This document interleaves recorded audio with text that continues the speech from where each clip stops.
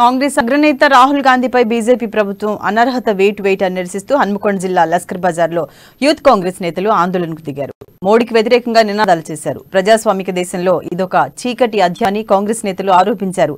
ధర్నా చేస్తున్న నాయకులను పోలీసులు అరెస్టు చేసి స్టేషన్కు తరలించారు.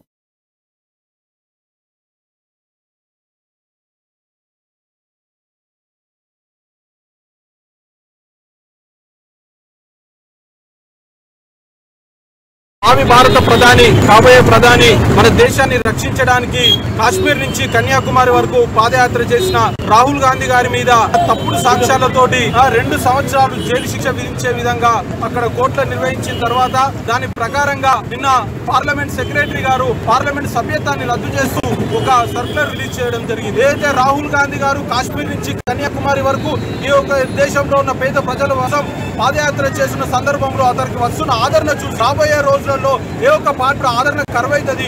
రాబోయే రోజులలో దేశంలో మనం పాలించలేకపోతుంటామని ఉద్దేశంతో నరేంద్ర మోడీ వెంటనే ఒక సర్క్యులర్ రిలీజ్ చేసి ఈరోజు భావి భారత ప్రధాని